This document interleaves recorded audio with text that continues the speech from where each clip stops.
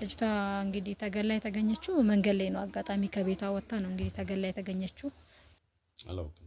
ታውቃለህ? አላውቅም። በፊት አላውቅም። አንተ ገለሃት ካልሆነ በስተቀር በመጀመሪያ ነገር አንተ ገለሃት ካልሆነ በስተቀር እኔ የማውቀው ነገር የለም። አዘን እንደው ይኔ ያወጣልኝም በእውነት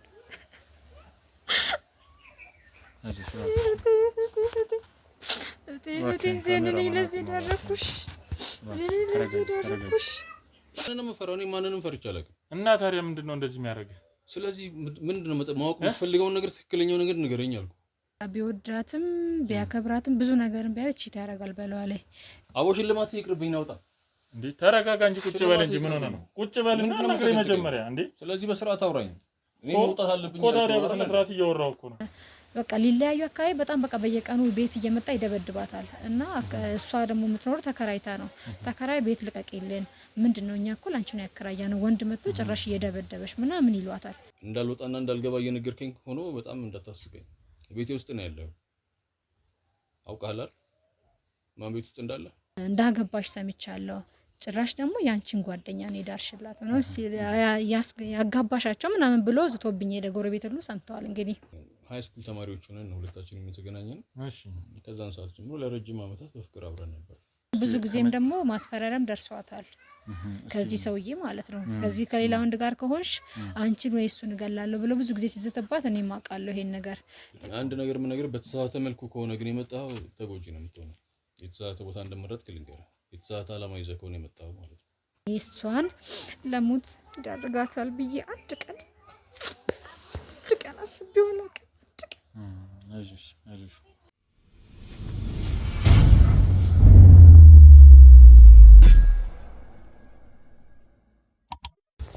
ሰላም ውድ የሀቅ ሚዲያ ቤተሰቦቼ እንዴት ቆያችሁ? እግዚአብሔር ይመስገን እኔ በጣም ሰላም ነኝ። ውድ ቤተሰቦቼ እንግዲህ በተለያየ ጊዜ ወደ እናንተ በተለያዩ ኬዞች እንግዲህ እየመጣ ነው። ውድ ቤተሰቦቻችን ሁላችሁም እንግዲህ ከጎናችን ሆናችሁ ለምታሳዩን ድጋፍና ለምታሳዩን አክብሮት በጣም እናመሰግናለን። ውድ ቤተሰቦቻችን ማለት ፈልጋለሁ። በዚህ አጋጣሚ እንግዲህ ዛሬ እህቴ ጋር በጣም በሚያሳዝንና በጣም ትንሽ አንገብጋቢ በሆነ ጉዳይ መጥቻለሁ ማለት ነው። ውድ ቤተሰቦቻችን እንግዲህ ሁላችሁም ሰብስክራይብ፣ ላይክ፣ ሼር እያደረጋችሁ ሁላችሁም አበረታቱን።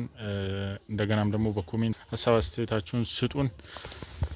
ጥቆማና እንዲሁም ደግሞ በዚህ ሚዲያ ላይ እንዲተላለፍ የምፈልገው የራሴ ህይወት ታሪክ አለኝ የምትሉም ደግሞ ሁላችሁም ቴሌግራም ላይ ሊንክ አስቀምጠናል። በዛ ሊንክ መሰረት ገብታችሁ አዋሩን።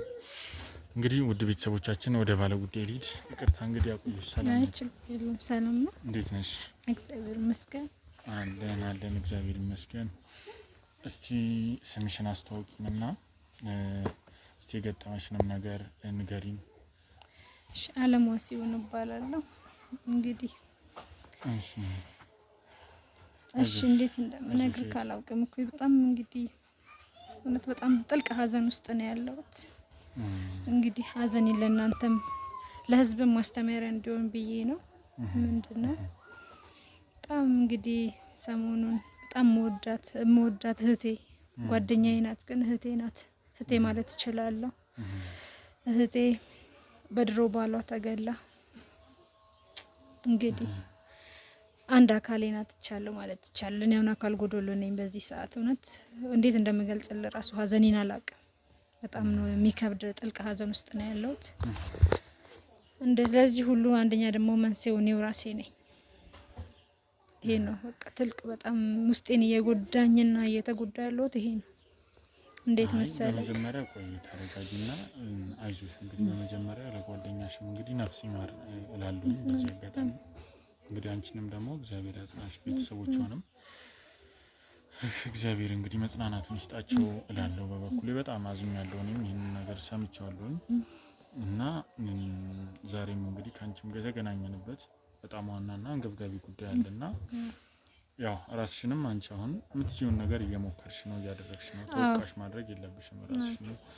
ምክንያቱም ያው እንግዲህ እኛ ህይወትን አንቆጣጠርም። እንግዲህ ገባሽ? አንቺ በአንቺ ችግር ምክንያት የተፈጠሩ ነገሮች የሉም እና ሜቢ በሌላ ሰው ምክንያት ስለሆነ ነገር የተፈጠረው አንቺ ፕሮቴክት ባለማድረግሽ እሷን ባለመጠበቅሽ እንግዲህ የእናል የጥፋተኝነት ስሜት እንዲሰማሽ አልፈልግም። አሁንም ደግሞ እስከ ፊት ደግሞ እጋፈጣለሁ የሚመጣውን ነገር ማንኛውም ነገር በሷ ላይ የደረሰ በደል እጋፈጣለሁ ብለሽ አሁንም እዚህ የሚደረስም ደግሞ የመጣሽው ለዚህ ስለሆነ አሁንም ጎበዝ ጓደኛዋ ነሽ። በራስሽን እንድትወቅሽ አልፈልግም። እሺ አሁን ያለውን ነገር የተፈጠረውን ነገር ተመልካቾችም ስላሉ እዚህ ጋር በግልጽ መንገድ ንገሪን። የሚያስፈልገው መፍትሄም ደግሞ እኛ ለማድረግ ዝግጁ ነን። ማንኛውም ነገር መክፈል ያለብን መስዋዕት ካለ ማንኛውም ነገር አድርገን እንግዲህ ለጓደኛሽ መድረስ ማለትም ደግሞ ማድረግ ያለብን ነገር ካለ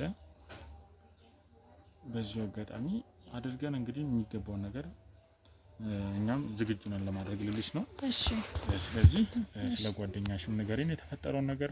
እንዴት መሰለ መጀመሪያ ከባሏ ጋር ይሄ ማለት አሁን ከገደላት ሰው ጋር ማለት ነው በጣም ረጅም ጊዜ በፍቅር ቆይተዋል።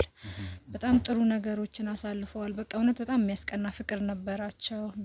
መከባበራቸው፣ መዋደዳቸው ለየት ያለ ነበረ። ግን በቃ እሷን በእርግጥ ያው ሰው ሆኖ ስህተት የማይሰራ የለም ማለት አይቻልም። በዚህ እሱ ስህተት ይሰራል በጣም ብዙ ጊዜ። በምድር ስህተት የሚሰራው በላልች ያደርጋል። ቢወዳትም ምን በቃ ቢወዳትም ቢያከብራትም ብዙ ነገርን ቢያለች ያደርጋል በላዋ ላይ። እየሰማችም እያለፈችም ብዙ ጊዜ አብሮ ቆይተዋል።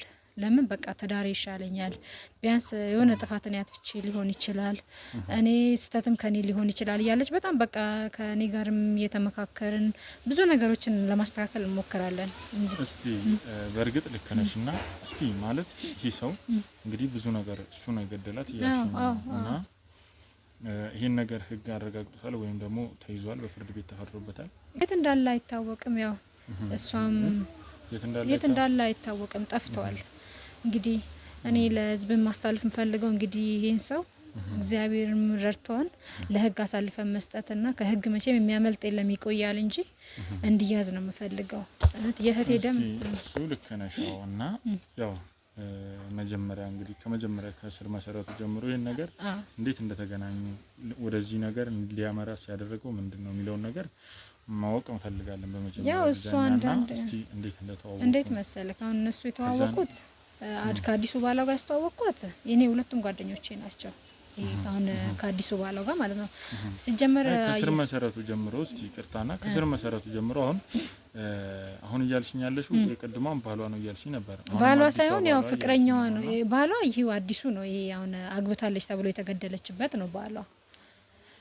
ገባረና አሁን አግብታለች ብሎ ነው የገደላት እኮ። ከኔ ጋር ከተለያየች ዝም ብላ ትቅር ነው መሰለኝ ሐሳቡም። ደግሞ ብዙ ጊዜም ደግሞ ማስፈራሪያም ደርሷታል ከዚህ ሰውዬ ማለት ነው። ከዚህ ከሌላ ወንድ ጋር ከሆንሽ አንቺን ወይ እሱን እገላለሁ ብሎ ብዙ ጊዜ ሲዘተባት እኔ ማውቃለሁ ይሄን ነገር። ለህግ ያንኛ ቀልዱን ነው በቃ ወይ ቀንቶ ነው ወይ ተሹ ስለሄድሽ ነው እያልኩኝ እኔ ነኝ በቃ ተዩ ህግ ጋር ልሂድ ብላ ነበር እሷ።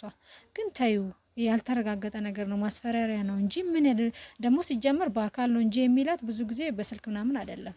በአካል ያገኛት ጊዜ ከአንድ ወንድ ጋር ባይሽ ወይንም እገልሻለሁ ወይ እሱን የመጀመሪያ ፍቅረኛዋ ማለት ነው።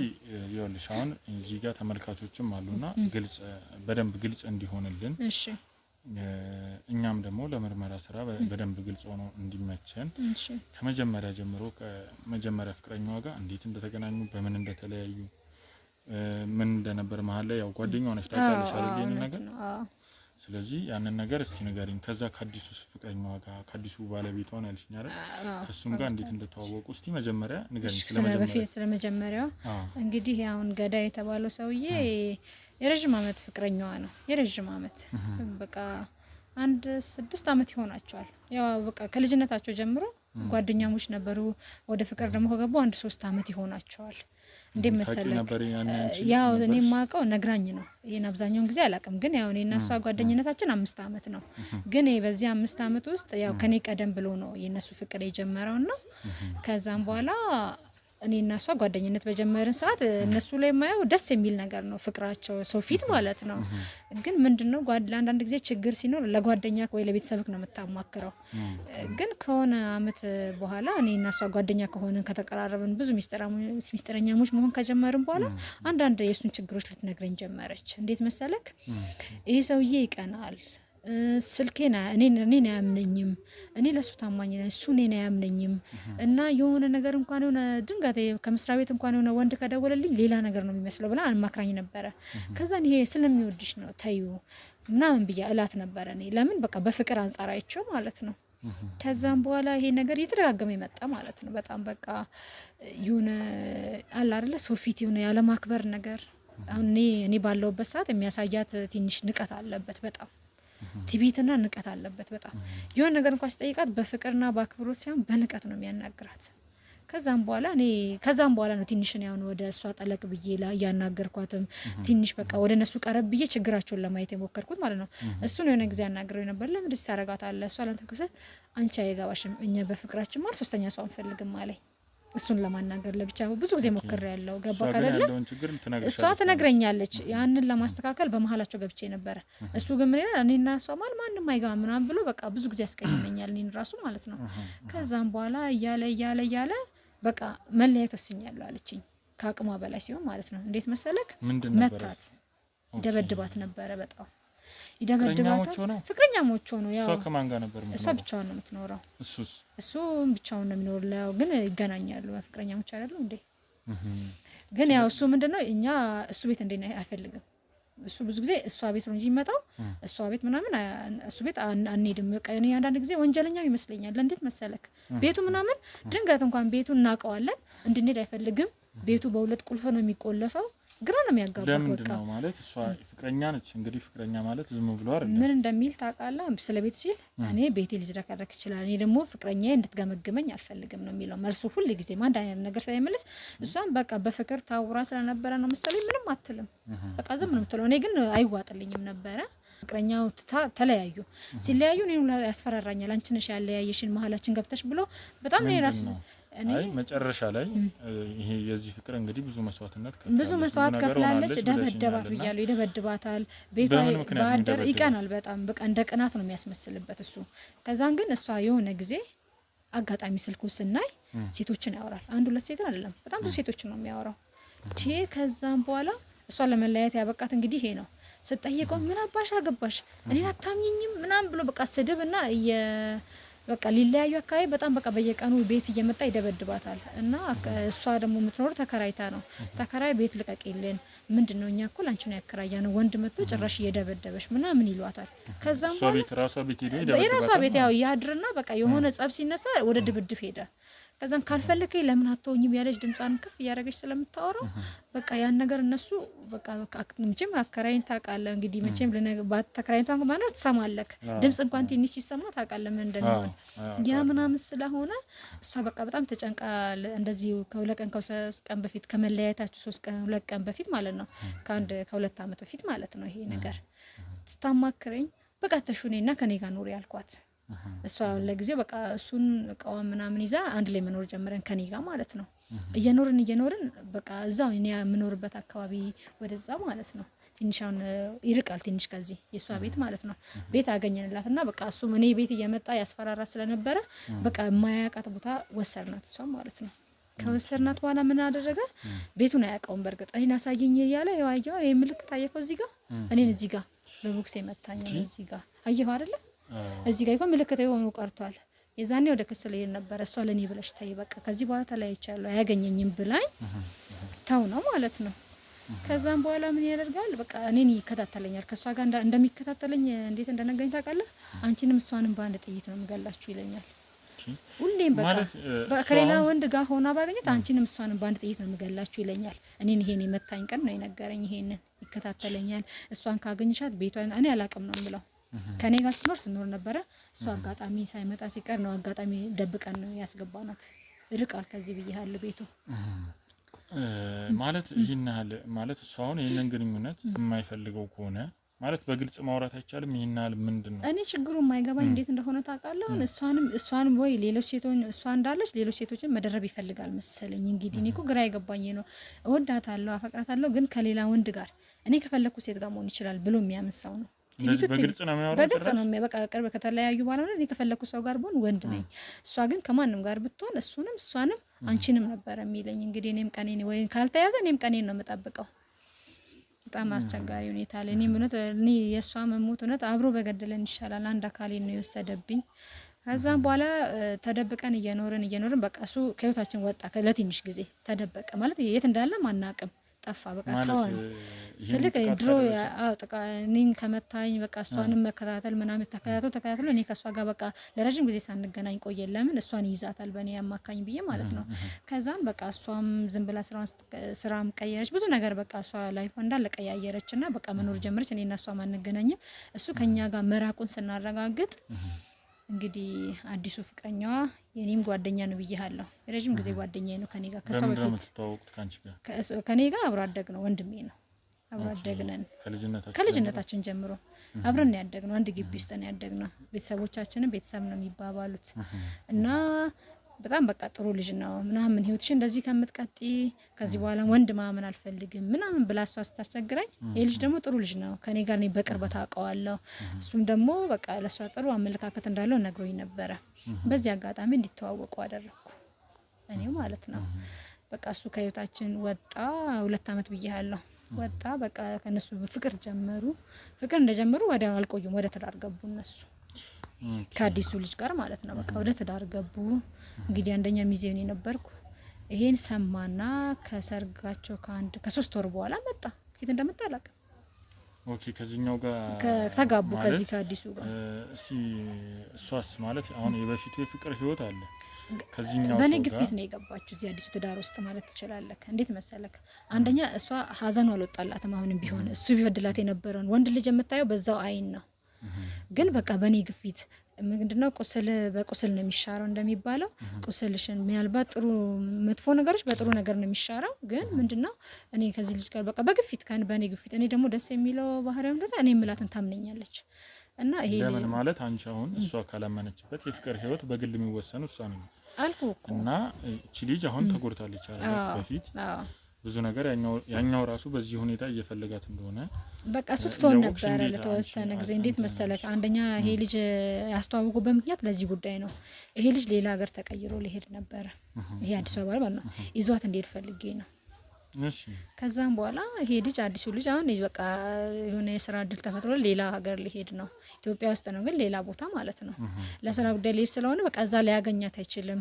ከዚህም በኋላ እሱ በቃ ህይወታችን ውስጥ ወጥቷል ብዬ ልክ በቃ እሱ እያጨረረሱ ነበር ለመሄድ ሁሉ ነገር ዝግጁ ሆኖ እያለ መጣ። ድንገት መጣና እኔ ጋር ነው የመጣው። የመጀመሪያ እኔ ጋር መጣና እንዳገባሽ ሰምቻለሁ፣ ጭራሽ ደግሞ ያንቺን ጓደኛ ነው ዳርሽላት ነው ያጋባሻቸው ምናምን ብሎ ዝቶብኝ ሄደ። ጎረቤት ሁሉ ሰምተዋል እንግዲህ አብሮ አይንማኝ ያለኝ እንደዛ ሲለኝ ማለት ነው። ከዛም በኋላ እንደዛ ሲለኝ ሁሌም አንተን ቆማ ተጠብቀህ እንዴ አንተም እኮ የራስን ህይወት ኖራል ሲል እኔ ብኖር መኖር እችላለሁ። አሁንም እንደ ድሮ አስተሳሰብ አልወጣም። እኔ መኖር እችላለሁ፣ እሷ ግን አትችልም አለኝ። እንደዚሁ አፋውጥቶ ሲለኝ እንግዲህ ሰውም ተውቶ ምናምን አለ ሄደ። ልክ እንግዲህ የተገደለችበት ለቀም ምናምን በፊት እሷንም አጋጣሚ መንገድ ስታገኝ አንቺ እንዳው ይቅርታ አቋረጥኩሽና አንቺን እንደዚህ መጥቶ ሲልሽ እሷ እንድትጠነቀቅ ሌላ ነገር ነግሬያታለሁ። ነግረሻታል? ምንድን ነው ያደረገችው? እኔ ለሁለቱም ለባለቤቷም ለሷም ነው የነገርኩት። እኔ እንደዚህ ብሎኛል፣ ይሄ ሰውዬ ዛሬም አልተውሽም። ያው እንግዲህ ከሁለት ቀን በኋላ ሊሄዱ ነበር እኮ አልኩ። ልንሄድ ነው መቼም ከዚህ በኋላ አያገኘኝም። እስከዛሬ እኔ በቃ እኔ ጋርም አትምጪ ለተወሰነ ጊዜ። እሷ ለራሷ አይደለም የፈራችው ለልጁ ነው የፈራችው። ለምን መሰለህ? የሷ ጦስ ለልጁ እንዳይተርፍ ነው እንጂ እሷ ትሞታለች ብላም አላሰበችም። አንደኛ ሲለኝ ነበረው እሱንም አንቺንም ነው የምገለው ነው ያለው። ሁሌም ሲያስፈራራ ማለት እኔ አሁን እልህ ነው ያለበት ፍቅር ነው ያለበት ወይስ? ምክንያቱም እሱ እሷን ብቻ ነው የሚያስፈራራው፣ አንቺንም ደግሞ ማለት ጓደኛው ነሽ እንጂ አገናኝሽ ነው። አንቺንም ያስፈራራሽ ነው። እኔም ያስፈራራኛል። መብቷ ነው አይደል? እንደ ፈለገችው ማግባት ማንኛውም ነገር ማድረግ መብት አላትና በምን አይነት አስተዳደግ በምን አይነት እንትን አለ በቃ እሱ ራሱ እንዴት እንደሚያስብ ታውቃለህ? እሱ ሁሉንም የፈለገውን ነገር ማግኘት የሚችል አይነት ሰው አድርጎ ነው የሚያስበው ይመስለኛል። ለምን መሰለክ?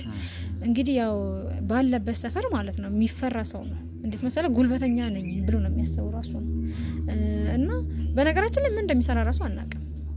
በቃ እንዴት እንደሚሰራ ትክክለኛ ስራ እኛ አብዛኛውን ጊዜ የምናየው በቃ ስራ ነኝ ይላል፣ ግን ምን እንደሚሰራ አናውቅም። አንደኛ ደግሞ ሁሉ ነገሩ ሚስጥር ነው። ልጁ በተፈጥሮ ሚስጥር ነው ሁሉ ነገሩ። ስለ ህይወቱ ሚስጥር ነው። እሱ ራሱ ሚስጥር ነው። እሷስ መጀመሪያ ላይ ወደ ፍቅር ህይወት ስትገባ ይህንን ነገር ሳታውቅ ስለሱ ምንም ነገር ሳታውቅ ዝም ብላ ነው ወደ እህቴ ምን እንደሆነ ልጅቷ ምን እንደሆነች ታውቃለህ? ባህሪዋ በተፈጥሮ ጀግና ወንድ ትወዳለች። በቃ እንደዚህ አለው የሚል ሰው ትወዳለች። ጉድ ያረጋት ይሄ ነው። እና ልጁ ደግሞ አለው ሲል ነው የምታውቀው። በቃ እንደዚህ የሆነ የሰፈር ጉልበተኛ ነው በቃ ጉልበተኛ ነው ጀግና እኔ እንኳን እንደነገርኩ ያው እንደነገረችኝ ነው እንግዲህ እኔ ከኔ ቀደም ብሎ ነው የተዋወቁት ብዬሃለሁ እና በቃ ጀግንነቱን ነው የምትወድለት ሰው ይደበድባል ታስሮ አንድ ቀን ይወጣል ምንም ህግም ለሱ አይሰራም ለምን እንደሆነ አላውቅም የሆነ በጣም ሰው ደብድቦ አንድ ቀን ምናምን አድሮ ነው የሚወጣው እንዴት እንደሆነ አናውቅም እኛ ብቻ ጧት ሲመጣ ነው የምናየው በቃ ሁሉ ነገሩ ሚስጥር ነው አለው የሚል ነው በቃ ሁሉም ሰው እሱ ፈርቶ ምናምን ነው የሚኖረውና ለዛ በቃ እኛ እንደውም እኔ ትንሽ የሆነ ጊዜ በጣም የሆነ ልጅን መንገድ ላይ ሚስቱ ጋር እየሄደ ያያታል መሰለኝ እንግዲህ ያያታል እኔ ቦታው ላይ አልነበርኩም እንግዲህ እህቴ ናት የነገረችኝ ሳያት ድንገት ዞራ አየችው እሷን እዚህ ጋር ለአንድ ወር ያህል እንደዚህ በልዞ ነው የተቀመጠው እሷን በቦክስ መታት ልጁን ሁለት ጥርሱን ያራግፈለት ወዲያ ፖሊስ ምናምን ተጠርቶ እስር ቤት ገባ እንግዲህ እኛ በቃ ለእሷ እንደዚህ እሷ ጋር ሆኜ እንግዲህ በበረዱ በምንም በቃ ፊቷ እንደዚህ አብጦ እሷን እንደምንም አረጋግቼ እሷ ጋር አድሬ አረጋግቻት ምናምን ጧት ልክ እኛ ከእንቅልፍ ሳነሳ በር ላይ ቆሞ አገኘነው እንዴት መጣክ መስል ምን ነው ታስሬ እንደቀር ነበር አንቺ እንደልብሽ ለመሆን ምናምን አላት እኔው ፊት ማለት ነው እንግዲህ የማስታውሰውን ነገር ነው የምነግርህ እንደዛ ሲላት አረ ለምን ይሰራስ አንቺ አያገባሽም ለምን እንዳልኩ በንቀት ነው ሰውን የሚያዋራ ሁሌም የበላይ ነኝ ባይ ነው ራሱን በቃ እንደበላይ ነው የሚያየው በቃ እኔ እንደውም በቃ እቺ ልጅ መቼም እንደማይዛለቁ ያወቁት እዛ ነው ግን እኔ እሷን ለሙት ይዳርጋታል ብዬ አንድ ቀን አስቤው ነው ዛሬ ለምን እንደሆነ ወደ ድሮ ሄጄ እንደው አዘኔ ረሳው ነው እሷ ካረፈች ቀን ጀምሮ አንድ ቀን ነው ፊቴ ስር ትሄዳለች ሁሌም አይዞሽ በቃ ተረጋጊ እባክሽ ሁሌም አንድ ቀን ደስተኛ ሳትሆን በሱ እንደተፈተነች አይዞሽ ሁሌም አንድ ቀን ሰው ልጅ ደስተኛ ሳይሆን እንደው ላፈሪ በቃ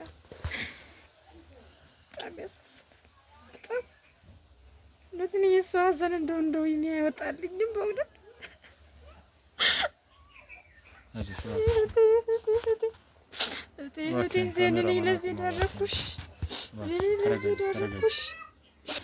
አይዞሽ እንግዲህ ተረጋጊ በቃ እሺ ይቅርታ አንተንም ረበሽኩ በጣም ምንም ችግር የለውም እና እስቲ ማለት ከዚህኛው ባለቤቷ ጋር ሊጋቡ ሰሞን እንግዲህ እየፎከረ ነበር ብለሽኛልና ተጋብቶ ነው እንጂ ከሰርጉ በኋላ እኮ ነው የመጣው ከሰርጉ ካለፈ በኋላ እኔ እኮ ቢያንስ ማለት ነው 3 ወር ምናምን ማለት ነው ጠፋ ከ3 ወር ምናምን አብሮ እንደቆዩ ተጋቡ እነዚህ ልጅ ማለት በቃ 3 ወር ነው ሲጀምር ማለት ነው እኔ ልጁም አንደኛ ሰውን በርግጥ አውቀዋለሁ በርግጥ ልጁ ማለት ነው ምንም በጣም ይወዳታል በፊትም ጓደኛ የለውም ይሄ አዲሱ ባሏ ማለት ነው በጣም ነው የሚወዳት ሁሌም ለሷ ፍቅረኛ ባይኖራት ሊያገማት እንደሚፈልግ ሁሌም ስለሚነግረኝ ነው እኔ እንዲቀራረቡና የሷም ሀዘን በዚህ ልጅ እንዲሻር ያደረኩት ገባህ አይደለ እኔ መልካም ነገር አስቤ ነው በቃ እሱም 3 ወር በቃ እሷ ከሱ ጋር ፍቅር ያው ትውውቅ ከዛ በፊትም ይተዋወቃሉ 3 አመት ምናምን ይተዋወቃሉ እንግዲህ ከኔው ነኝ ያስተዋወቃቸው ግን ያው እንደዚሁ ሃይ ነው እንጂ ሌላ ነገር የላቸውም ግን ከሱ ጋር ከተለያየች ከ3 ወር በኋላ በቃ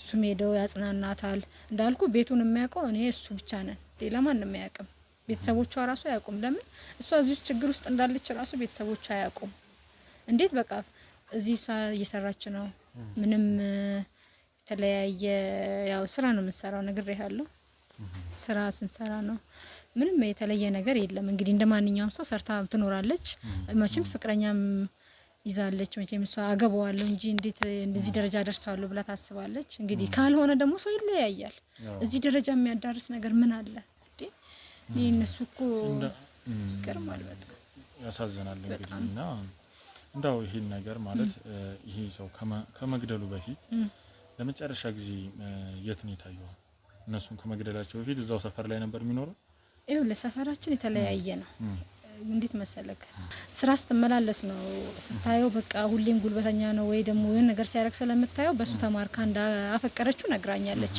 ከዛን ግን እንዳጋጣሚ በቃ እሱም ፍቅሩን ገለጸላት በቃ ትፈልገው ስለነበረ ወደ ፍቅር ገቡ ምንድነው አንዳንድ ጊዜ ያው መጥፎ ነው አንዳንድ ጊዜ ምኞትም አንዳንድ ጊዜ መጥፎ ነው እና ከዛም በኋላ ወደ ፍቅር ገቡ የኛ ሰፈር የተለያየ ነው ግን ይመጣል እሱ ይመጣል እኔና እሷ አሁን እኔ ከዚህ ትንሽ ራቅ ይላል።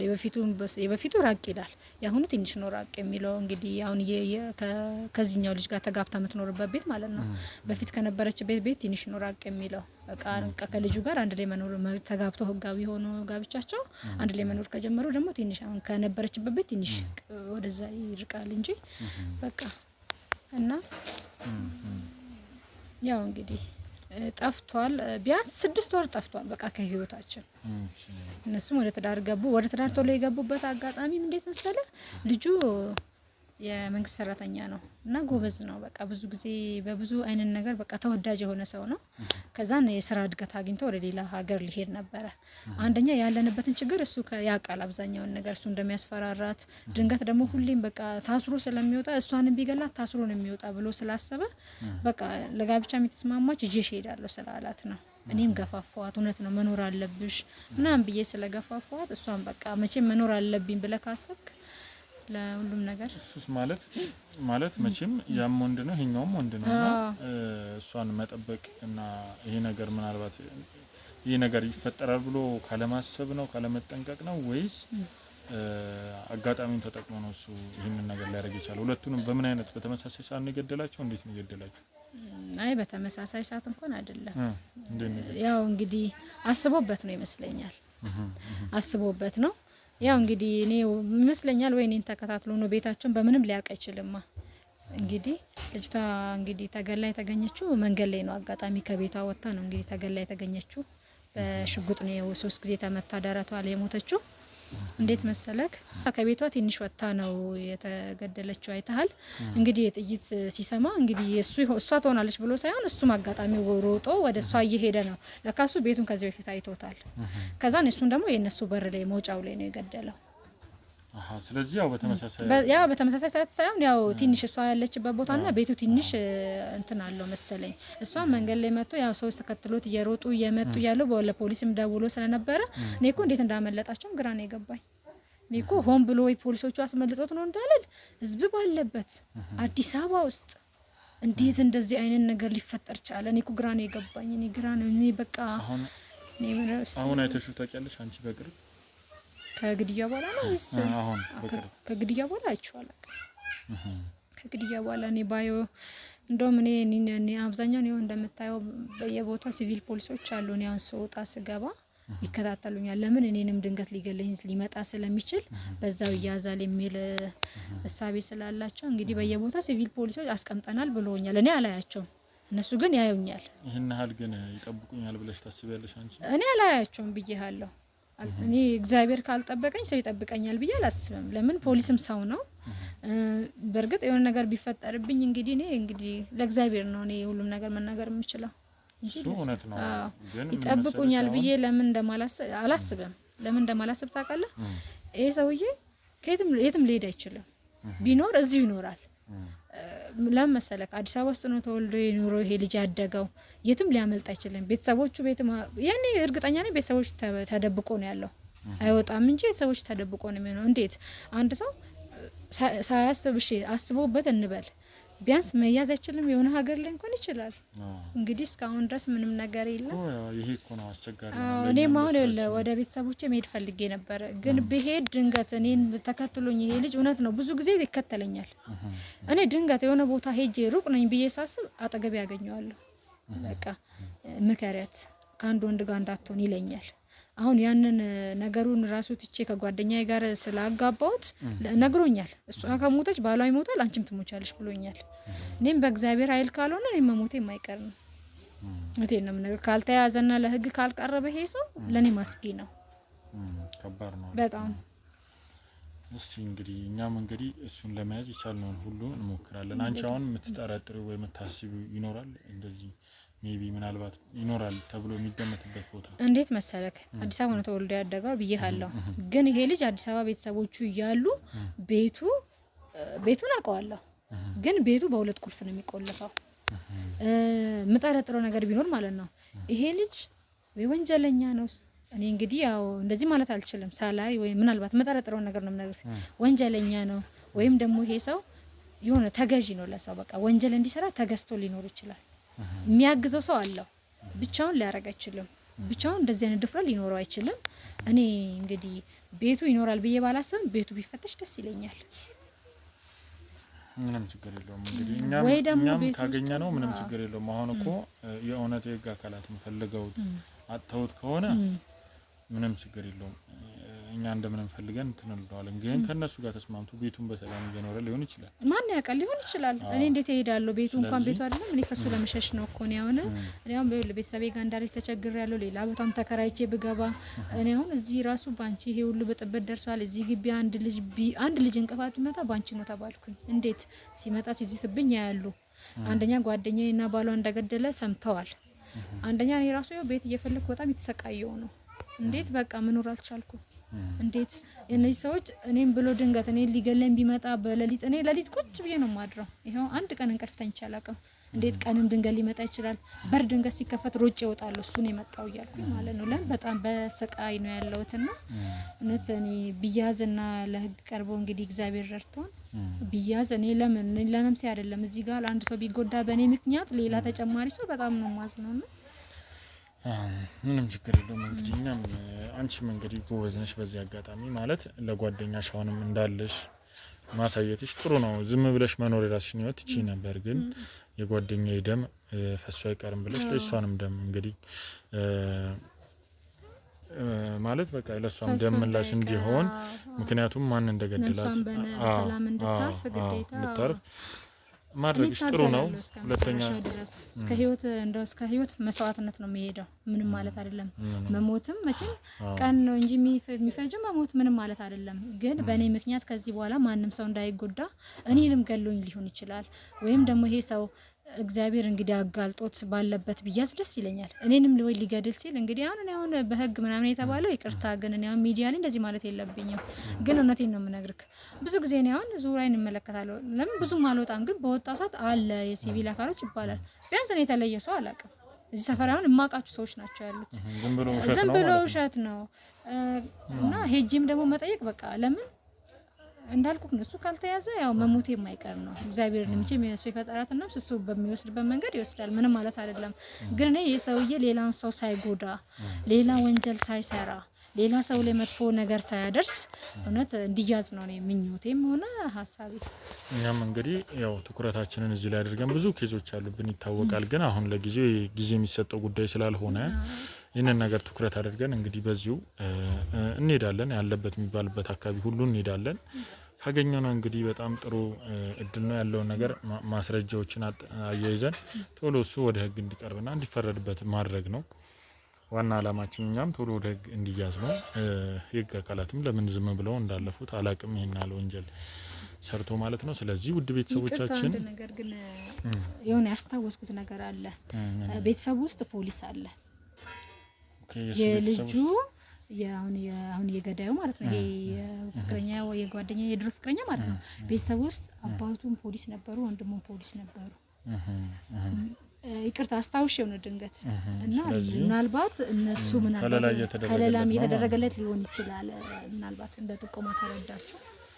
ምንም ችግር የለውም። የነሱንም ማንነት ትነግሪናለሽ። እንግዲህ ማንም ሰው ወንጀል ሰርቶ የሚደበቅበት ማንም ሰው ሰውን እየገደለ በነጻነት የሚንቀሳቀስበት ሀገር ልትኖረን አንፈልግም።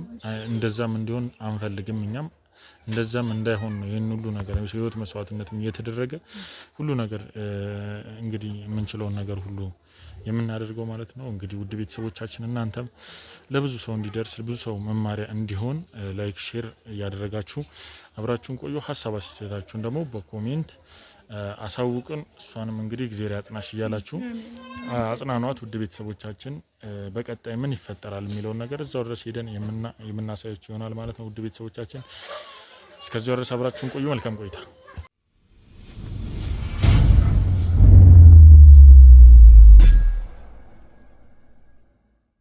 ውድ ቤተሰቦቻችን እንግዲህ እንደሰማችሁት እንዳያችሁት እንግዲህ በጣም የሚያሳዝንና በጣም ልብ የሚነካ ነገር ነው።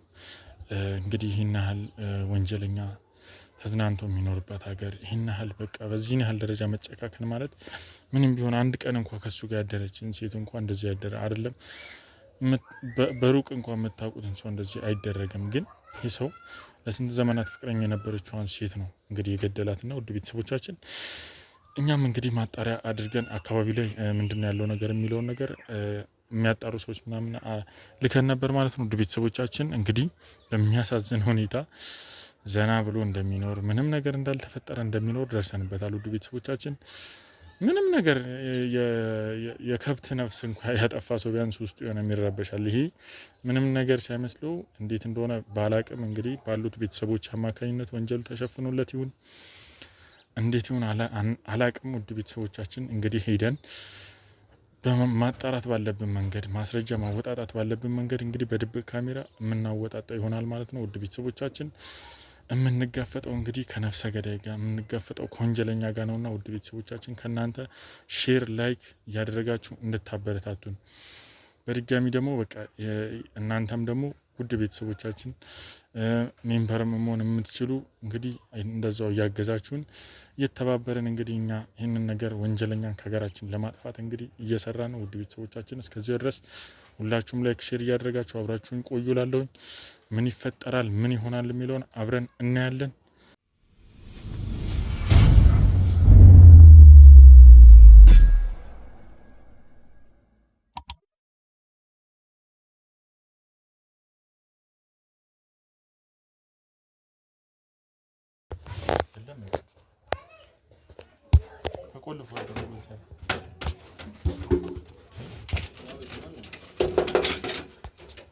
ሰላም ነው።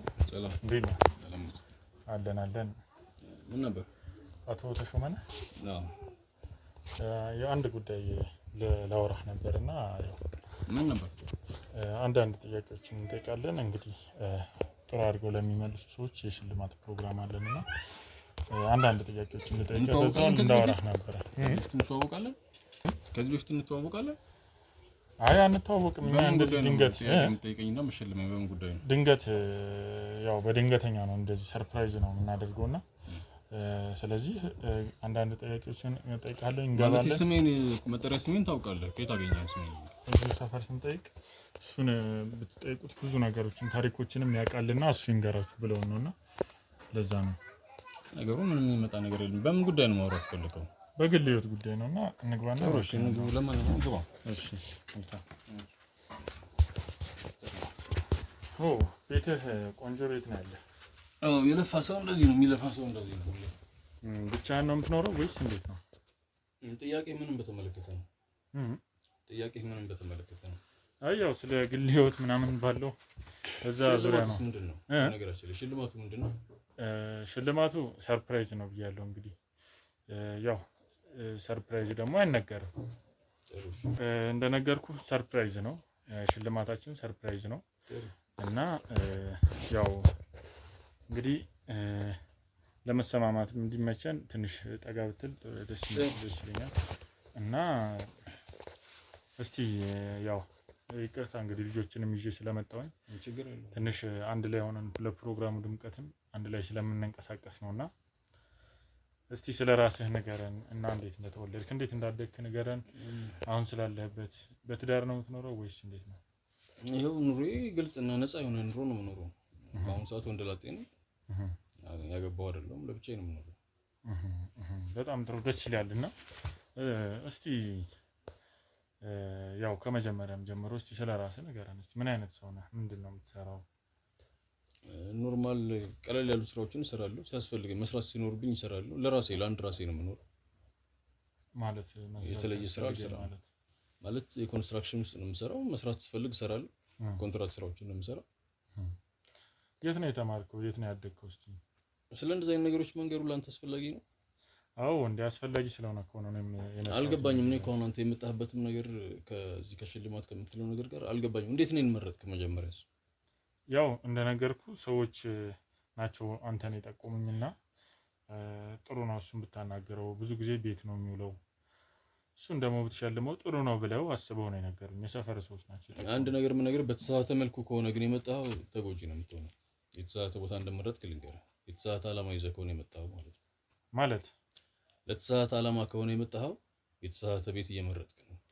ምን ማለት ያንን ነው እየነገርኩህ። ምንድነው የተሳሳተ ዓላማ? ብዙ ሰዎች ነን የሚሉትን ሆኖ አይገኙም። በተለያየ መልኩ በአሁኑ ሰዓት ብዙ አይነት ስራዎች ይሰራሉ እና በተሳሳተ መልኩ ከሆነ እየመጣህ ያለው የተሳሳተ ቦታ እንደመጣ እየነገርኩህ ነው ያለው። እንዴ ምን አገናኘ ይሄ? እሺ እንቀጥል። ሁለተኛ ደግሞ ለማንኛውም የተሳሳተ ቦታ ማለት ምንድነው የተሳሳተው? ማለት አንዳንድ ጊዜ እንደዚህ አይነት ቤት ውስጥ ገብተህ ብላክሜል አደርጋለሁ ወይ ሰውን አስፈራርቼ የሆነ ነገር እጠቀማለሁ ብለህ ከሆነ የተሳሳተ ቦታ ነው የመጣኸው እያልኩ ነው። አሃ ስለዚህ እንደዚህ አይነት ጥቃቶች ምንም አታመጣም እያልክ ነው። ለማድረግ ከሞከርክ ለማስተናገድ ለኔ ቀላል ነው። አይ እኔ አክቹአሊ በሱ ጉዳይ ሳይሆን የመጣሁት እንደነገርኩ። ለማንኛውም የመጣህበትን ጉዳይ እንትን በለኝ፣ አለበለዚያ ደግሞ ተነስና ውጣ ወደ ወጣበት ውጣ። አረ ተረጋጋ። እንዴ እየተነጋገርን አይደል? የምታወራኝ ከሆነ አውራኝ። አሁን እያወራኝ ያለው እኮ እየተነጋገርን አይደለም። ስለዚህ ወይ ተነስተህ ውጣልኝ ወይ ደግሞ የመጣህበት። አይ እየተነጋገርን እኮ ነው። ምንድነው ገና ስንት ነገር እናወራለን አይደል? በመጀመሪያ ድርጅትህ ምንድነው? ይሄ ሸላሚ ያልከው ድርጅት ማን ነው? ፕሮግራም የሆነ እንትን ፕሮግራም ቲቪ ፕሮግራም ነው። ሰርፕራይዝ ነው የምናደርገው። ስለዚህ ያንን ነገር ደግሞ አንተ እንትን ባለው መንገድ ያው በጣም እንትን ይናል የሚያናድ ነገር የለውም። እሺ መጠየቅ የምትፈልገው ነገር ጠይቀኝ። እኔ ስለራሴ ይሄ ነው ብዬ የምነግርህ ነገር የለም። አንተ ግን ስለኔ ማወቅ የምትፈልገው ነገር ጠይቀኝ። እነሱ ነገሮች እነግርሃለሁ ባጭሩ። የት ነው የተወለድከው? የት ነው ያደግከው? አዲስ አበባ ነው ተወልጄ ያደግኩት። እዚሁ ቤት ነው ወይስ ሌላ ቦታ ነው? የተለየ ሌላ ቦታ ነኝ የነበርኩት። ከዛ በኋላ በኪራይ ነው እዚህ ቤት ያለሁት። የራስህ ቤት አለ አይደለ? የራሴ ቤት አለኝ። በኪራይ ቤት ለምን እንደምትኖረው ታዲያ? አንዳንድ ጊዜ ተወልጄ ያደግኩበት ቦታ ላይ መኖር ስለማልፈልግ። ሰው ልጅ ብዙም ለውጥ እኮ ያስፈልጋል። አንዳንድ ጊዜ አንተ እዛው የተወለድክበት ቤት ላይ እንዴት አድርገህ እንትን ትላለህ? ታረጃለህ። ለውጥ ያስፈልጋል። እውነት ነው። ግን ቤት እስከ መከራየት ደረጃ የሚያደርስ ነገር ምንድነው ብዬ ነው እና አብዛኛው ቤት ብዙ ጥሩ ትዝታ የለኝም። ምንድነው ጥሩ ትዝታ የሌለ? ከቤተሰቦቼ ጋር ያለፈው ነገር ጥሩ ነገር ስላልነበረ። ምንድነው ያለፈው ጥሩ ያልሆነ? ያደግኩበት ቤት ነው። ልጅነቴ ጥሩ አልነበረም። እሺ ይገባኛል። ልክ ነው፣ ይገባኛል። እኔም እረዳለሁ። ምናልባት መጥፎ ነገር በህይወት ተፈጥሮ ሊሆን ይችላል፣ ብዙ ነገሮች ተፈጥሮ ሊሆን ይችላል። ግን ምንድነው አንተ ላይ ያሳደረብህ ተጽዕኖ? ምንድነው የተፈጠረውስ ነገር ምንድነው? ደስተኛ አይደለም። ለምሳሌ የእናቴን ሞት አስታውሳለሁ። የእናትና አባቴ እዛ በድሎት የኖርኩበት ቤት ነው። ከዛ በኋላ ደግሞ ሀዘንን አይቼበታለሁ። ስለዚህ ነፍስ ካወቅኩ በኋላ እኔ ያንን ቤት ላይ ቦታ እዚያ አነስ ያለ ቤት ላይ ቢኖር የተሻለ ነው ብዬ ስላሰብኩ እኔም ከእንደዚህ አይነት ታሪክና ትውስታዎች ራቅ ነው ማለት ወደዚህ ወጣሁ። አይ ይሻላል እንደዛ ካሰብክ። ያው ሜቢ ከሌላ ነገር አንፃር እንደም ብዬ ነው ነው። አይ አይደለም፣ ያው የኖረን ቤት ነው፣ ያረጀን ቤት ነው፣ የቆየ ቤት ነው። መታደስ የሚፈልጋል እንግዲህ ከታደሰ በኋላ ይከራያል ወይ። ቤት ስለምንድን ነው በየጊዜው የምትቀያየረው? የምን ቤት? ይሄ ሁለተኛ ቤት ነው ሲቀየር። የመጀመሪያ ቤት ብዙ ጊዜ እንደምትቀያየር ምናምን ነው የሰማሁትና አሁንም ስለኔ መረጃ የሰጠህ ሰው የተሳሳተ ነገር ነግሬዋለሁ። አሁን በእርግጥ እኔ ጋር ነው የላከው። ለምሳሌ ቤት የምቀያየርበት ምንም ምክንያት የለም። ተሾመ ማለት እንግዲህ አንተ ነህ አይደለ? አዎ ከኔ ውጪ ደግሞ ተሾመ የለም። ግን ምንድነው ቤት የምቀያየርበት ምንም አይነት ምክንያት የለም። ወይ የሰጡ ምክንያት አለ ለምን ይቀያየራል አሉ። አይ እኔ ሌላ ያሉኝ ነገር የለም ምንም ነገር። ሲጀመርም ደግሞ በጥቆማ ምናምን አይደለም የመጣሁት። ጀስት አንተን እኔ ያለውን ነገር እንጠያየቅ በሚለው ነው። አይ ስለኔ መረጃ የሰጠህ ሰው ቤት ለምሳሌ ስሜን ነግረዋል። ብዙ ስራ እንደማልሰራ ቤት ውስጥ እንደምውል ነግረዋል።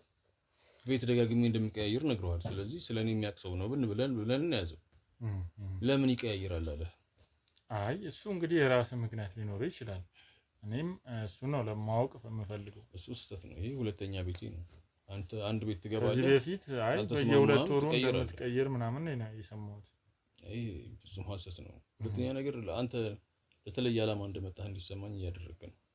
ማለት ምን አይነት ዓላማ? አሁን ወደ መጣህበት ጉዳይ ብንገባና ባጭሩ የመጣህበትን ነገር ጨርሰን ብንለያይ በሰላም ይሻል ይመስለኛል። እስኪ ስለ ትምህርትህ ማውራኝ እስኪ። የትምህርት ደረጃ ትምህርት በእኛ ጊዜ ምን ጥሩ እንትንም አልነበረም።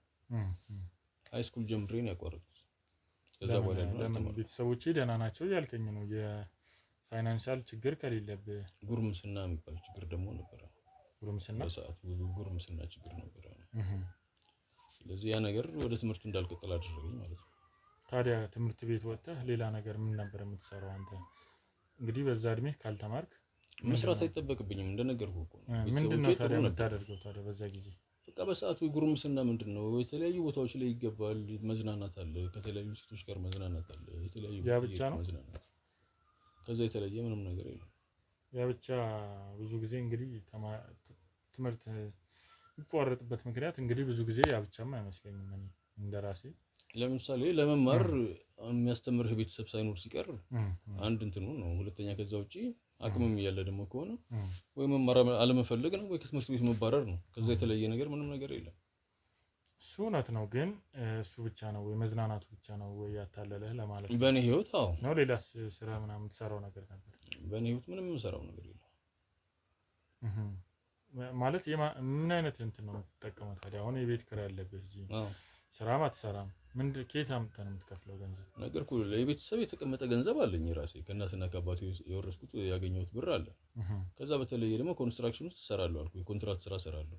መስራት ሲያስፈልገኝ ስራዎችን አላጣም። ብዙ ኮኔክሽኖች አሉ። የኮንትራት ስራ የምትሰራ ከሆነ አንተ መቼም በጣም ትኩረት የሚፈልግ ስራ ነው የኮንስትራክሽን ስራ እንጂ ዝም ብለህ በፈለክ ሰዓት ብድግ ብለህ የምትሰራው በፈለክ ሰዓት የምታቋርጠው አይደለም። አንተ ደግሞ እንደዛ አይነት ነው ያለ አይደለም። ስልክ ሲደወልልህ ስራው ሲኖር፣ ለምሳሌ እኛ ፊኒሺንግ ስራ ስለሆነ የምንሰራው ስልክ ሲደወልልህ የምትፈልግ ከሆነ መስራት እዛ ሳይት ሄደህ ትነጋገርና ስራውን ትሰራለህ። ስራውን ስትጨርስ ገንዘብን ተቀብለህ ታርፋለህ። ሳይት ላይ ብዙ ነገሮች አሉ ብዬ ነው እንደዚህ የኮንስትራክሽን ስራ ስትሰራ። ለዛ ነው አንተ ደግሞ ወጣ ገባ እያልክ እንዴት ነው ልትሰራ የምትችለው? አሁን እንደነገርኩህ ነው የኛ የኮንትራት ስራ ስለሆነ እንደዚህ ቋሚ አይደለም። ቋሚ ልስራን ብትል የምትሰራው ስራ አይደለም ወይ የድርጅት ተቀጣሪ ካልሆንክ። እኛ በግል 3 ቀን እኮ ነው እሰራለሁ ያልኩት። 3 ቀን እሰራለሁ ከዛን አርፋለሁ። አይ 3 ቀን ሳይሆን 4 ቀን 3 ወርም ይሁን 2 ወር ቀጥ ብለህ ልትሰራ ትችላለህ። ያን ስራ እስከምትጨርስ ድረስ ማለት ነው። ለምሳሌ ፊኒሺንግ አንድ ሴራሚክ መስራት ከሆነ ሴራሚክ ሰርተህ እስከምትጨርስ ያችን ሳምንት 3 ሳምንትም 4 ሳምንትም 3 ወርም ሊሆን ይችላል የተወጠረ ስራ ይሆናል። ከዛ በኋላ ቁጭ ብለህ ነው ገንዘብ የምትበላው፣ የሰራውን ነው የምትበላው። ሌላ ስራም እስከሚደወልልህ ድረስ ማለት ነው። ፊኒሺንግ ስራ እንደዚህ ነው። ሁሉ ጊዜ ወር እስከ ወር ወይ አመት እስከ አመት የምትሰራው አይደለም። አይ እኔ እንደዛ አይነት ኮንስትራክሽን ስራ እንዳለ ስላላወቅኩ ነው። መጀመሪያም ደግሞ አሁን ነው 3 ወር 4 ወር ያልከኝ እንጂ መጀመሪያ 3 ቀን እሰራለሁ ካስፈላጊ ከሆነ ከዛም በኋላ አመት በ3 ቀን እንኳን የሚያልቅ የኮንስትራክሽን ስራ የለም። አይ እንደዛ ስላልከኝ ነው እንግዲህ። እና እስቲ ስለ ፍቅር ህይወት ስላለው ሁኔታ እስቲ ንገረኝ። የመጀመሪያ የፍቅር ህይወት ምንድነው? በአሁኑ ሰዓት ማንኛውም ሰው እንዳለው ሰላማዊ የሆነ ፍቅር ህይወት አለ። ጓደኛ አለች። እስቲ እንዴት ነበር ስትገናኙ? ከሷ ውጭ ሌላ ሴት ታውቃለህ ወይስ ከሷ ጋር ብቻ ነው? ከዛ በፊት ለረጅም ጊዜ አብራኝ የቆየች ጓደኛ ነበረች። ግን እሷ በሆነ ትባል ስሟ ይቆየንና በአሁኑ ሰዓት የለችም። የት እንዳለች የማይታወቅ። እንዴት ነበር እስቲ? ያው ረጅም አመት ቆይተናል ብለኛልና እንዴት ነበር? ከትምህርት ቤት ጀምሮ ነበር ተዋወቃችን። ለረጅም ጊዜ አብረን ቆየን። ብዙ ደረጃ አብረን እንደርሳለን ብለን ነበር። ምንድነው ማለት በደንብ ዲቴል እንድትነግረኝ ስለፈለኩ ነው እንግዲህ ጥያቄዎችን እያነሳሁበት ያለሁትና ያው እንደነገርኩም ሽልማት አለው ነገሮችን የመጠየቁ መንገድ ማስመለስ። ነገሩ በነገርህም ብዙ ውሃ የሚቋጥር ነገር አይደለም። ያው ያለፈ ታሪክ ስለሆነ ይሄን ብናልፈው ያው ያለፈ ታሪክ ጨዋታም ስለሆነ ያለፈ ታሪክ ነው እንግዲህ የሚወራውና እንግዲህ የሚፈጠር ታሪክ ወደፊት አይነገርም የሚፈጠር ስለሆነ። ጥሩ እሺ ንገረኝ ካልከኝ እንግዲህ መሰለህ ሃይ ስኩል ተማሪዎች ሆነን ነው ሁለታችንም የተገናኘን። እሺ ከዛን ሰዓት ጀምሮ ለረጅም አመታት በፍቅር አብረን ነበር። ከዛ እስከ ትዳር ድረስ ከመጋባት ድረስ ነበር ሀሳባችን። የሆነ ወቅት ላይ ግን የት እንደገባች ላገኛት አልቻልኩም። ሳንጣላ ምንም ሳንል ነው የጠፋችው። ምንድነው ማለት ምን ያህል ጊዜ ነው አብራችሁ ቆያችሁ? 5 አመት 6 አመት ከዛም በላይ ሊሆን ይችላል አላስታውስም። ግን ሃይ ስኩል ሆነን ነው ነገሩ እንትን ያለው። ከዛ ስንለያይ ስንገናኝ ምንድን ነበር የሚያለያያችሁ? ያው የልጅነት ነገር ነው። ጉርምስና አይደለ? አንዳንድ ጊዜ በትንሽ በትልቁ ትጣላለህ፣ በማያቀያይም ትቀያየምና ትራራቃለህ። ከዛ ደግሞ ተመልሰህ ደግሞ ፍቅሩ ስላለ ትገናኛለህ። በኋላ ግን ነገሩን እያጠነከር ነው ሄድና ምን ለምሳሌ ምን ነገር በምን ተለያይታችሁ ታውቃላችሁ? ለምሳሌ ቅናት ይሆናል፣ ጥርጣሬ፣ በሴት ትጠረጥራለች ወይ እኔ በወንድ ጠረጥራታለሁ። እንደዛ አይነት ነገር ወይ ስልክ ደውዬ ሳታነሳልኝ ስትቀር ከወንድ ጋር ነበርሽ ወይ ጸብ ውስጥ ትገባለህ። ወይ እሷ ደውላ ካላየሁት ካላነሳሁት እንደዛ አይነት ነገሮች ይኖራሉ። ከዛ በኋላ ግን ነገሮችን እያጠራን ወደ ትልቅ ደረጃ እናደርሰዋለን ብለን አስበን ነበር።